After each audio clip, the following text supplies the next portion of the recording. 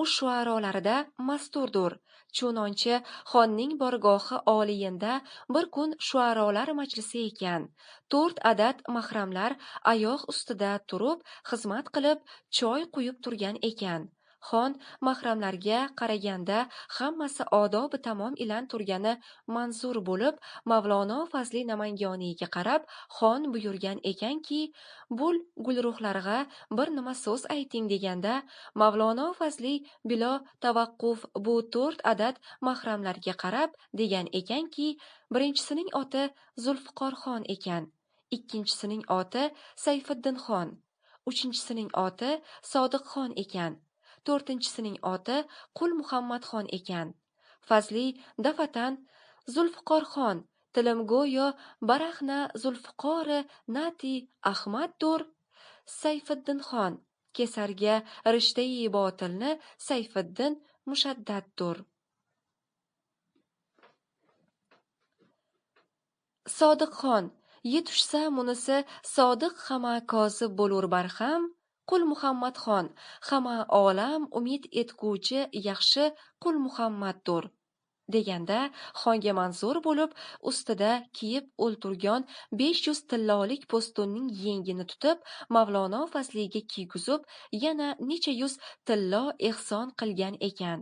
Boshidan bir lagan tanga chochgan deb mashhur Umarxon asrinda madrasa qilmoq, ilmga rivoj bermoq, shariat ahkomini joriy qilmoq rasm o'rnida bo'lib, xon o'zi boshlab madrasai jomiyaning binosiga urinib, asosga tosh qo'ymoq bo'lganda, ulamo va fuzalolar va umarolarning akobiri viloyati Xo'qand jam bo'lganda, asos tosh qo'yadurgan kishi balog'atdan buyon tarki mustahab sodir bo'lmagan kishi tosh qo'yodur deganda, bu ulamoyu fuzalolardan hech kim qodir bo'lmay ojiz bo'lganda, xon o'zi alhamdulillah man tarki mustahab qilmagunman umrimda deb asos toshni o'zi qo'yganda, ulamoyi asr ittifoq ilan jannat makon laqabini bergan ekan.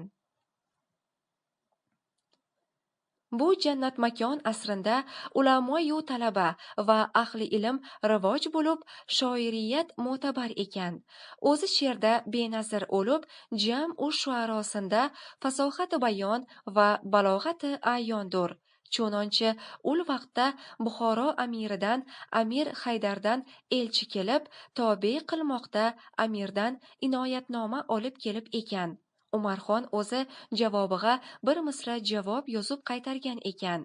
Ul vaqtda Xiva xoni Abdurahimxondan ham elchi kelib, har ikkisi o'ziga tobe qilmoqda ekanlar. Amirga nazman muni yozgan. Sazad ki mir Buxoro muteyi man gardad, Umar ba vaqti xilofat muqaddam az Haydar. Ya'ni Amir Buxoro manga tobe o'lmaq lozimdir.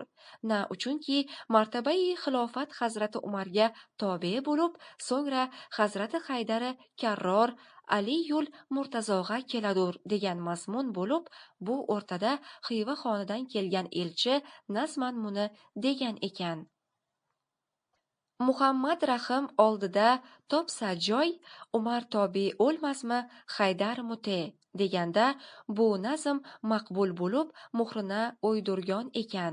Ya'ni Muhammad Mustafa sallallohu alayhi vasallam Hazrati Boriy taolo oldida martaba topganda, har ikkilalaringiz tobe matbulik iddaosidan kechib, Muhammad Rahimxonga itoatlar aliq va ansabdur degan ekan. Izoh: Muhammad Rahimxon 1775-1825, Xorazm xoni 1806-1825 yillarda hukmronlik qilgan. Muhammad Rahimxon Soniyning bobosi.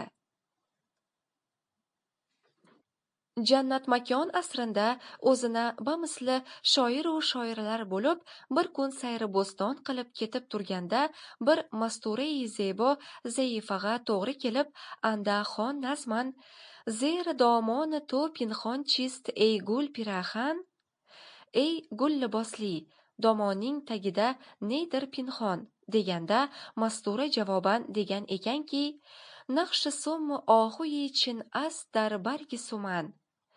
Chin ohusi tuyog'ining suman bargida qolgan naqsha, deb aytganda xon yana nazman aytgan. Boz tashbehi digar kun, ey bigardam as sarat.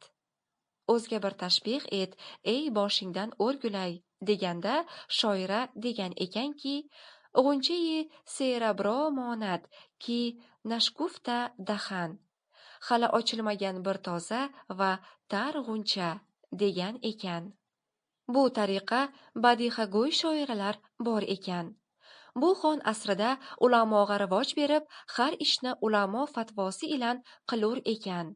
Bir asokiri shonahu ilan o'tib borib turar ekan, bir hammomdan obi mustamal chiqib, navdan oqib turgan ekan. Ulamolarga xitob qilibdurki, bul suv hukmi shariatda nimadur deb. Ulamo aytibdurki, taqsir, shariatda halol joriy, ammoki tabiat tortmas deganida, shariat hukmiga qaramag'an tabiatni tashlamoq lozim deb, hurmat shariat deb bir ovuch ichgan ekan. Bu zot ham 12 yil xon bo'lib, 1237 hijriyda Havor rahmatga vosil bo'lgan ekan.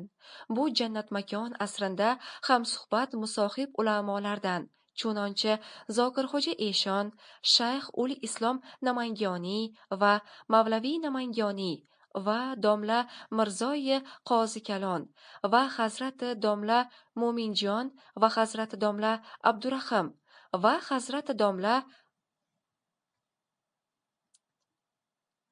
Maxdumzard va Hazrati Mavlaviy Qobuliy va domla Piskati va umarolardan ham juluslari Amir Shohmurodxon marhumning o'g'li va Amir Haydar podshohi Buxoroning birodari Ishoqbek to'ra va Sultonxon to'ra Ahroriy va Mahmudxon to'ra Ahroriy va Ma'sumxon to'ra Azamiy va Eshonxon to'ra va To'raxon to'ra va Jahongirxon to'ra va Sayyid ofoqiylar bo'lib, podshohlikka taalluq har ish va hukm bo'lsa, bularning fatvolari ilan amal ekan. Ul asrning shuarolaridan ko'p kishilar marsiya va tarix qilgan ekan. Ul jumladan Xotif bu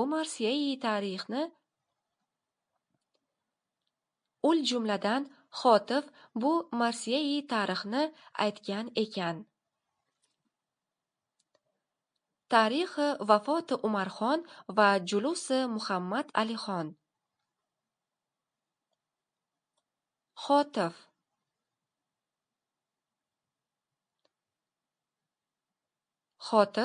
Amir Umarxon saroyidagi shoirlardan.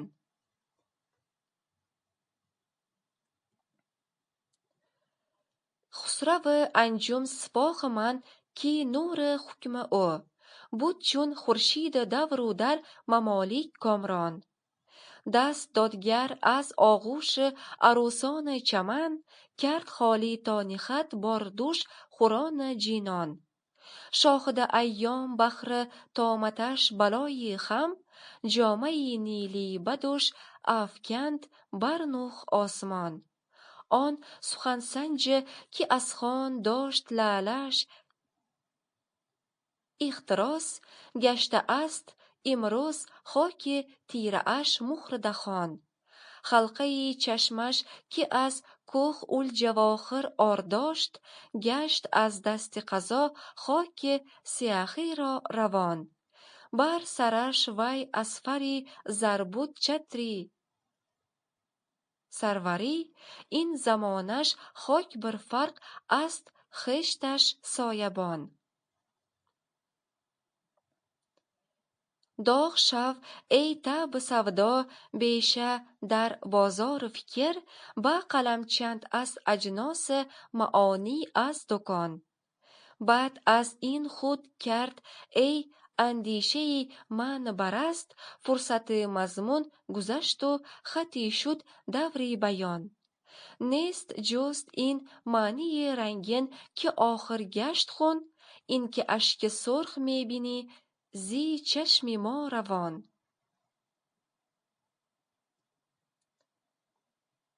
مخفیل فضل از بیانش صد شبستان نور داشت، شد خموش آن شمع نوری، او ازماش شد نورافشان. شکر که او چون دیده پوشید از نظرگاه وجود، نور چشمش چون نگه بالید در چشم جهان. بخر ففت شاخ نصف خان خشمت دستگاه، داشت خاطف سیر تاریخ به طب نکتدان. گشت مشهود ضمیرش این که با فن نیکو، شیخ عمر از تخت رفت جای او بگرفت خان. Mazmuni: Umarxonning vafoti va Muhammad Alixonning taxtga o'tirishi tarixi. Sipohi yulduzlar qadar ko'p podshohimki, uning farmon nuri xuddi aylanuvchi quyoshdek barcha mamlakatlarda hokim edi. Chaman kelinlari og'ushidan adolatoli qo'lini tortdi, jannat hurlariga yelkasini tutishga ketdi. Ayyom shohida uning motami tufayli 9 osmon yelkasiga ko'k joma yopdi. Og'zidan lal sochadigan ul suxandonning bugun og'ziga qora tuproqdan muhr bosilgan.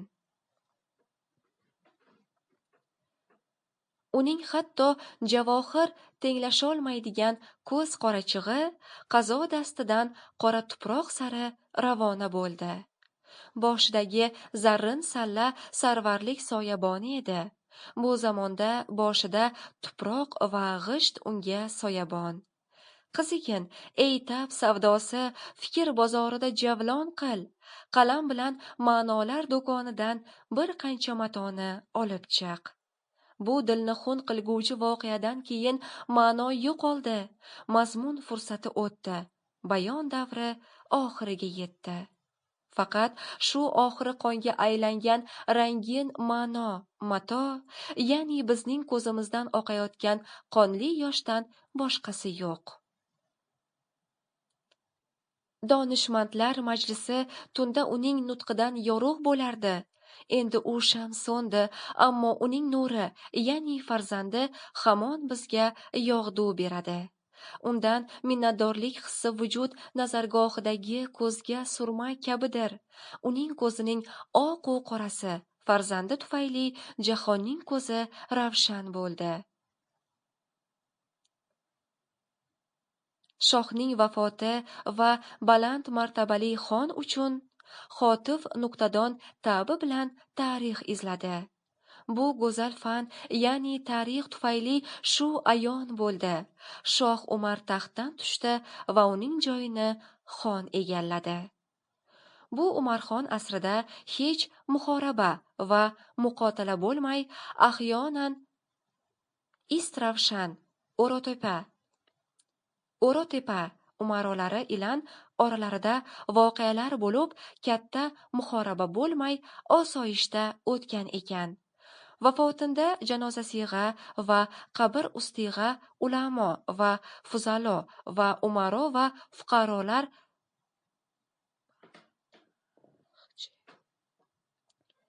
banaxche jam bo'lgan ekanki, ularni garya va zorlari ta'birga mumkin emas ekan.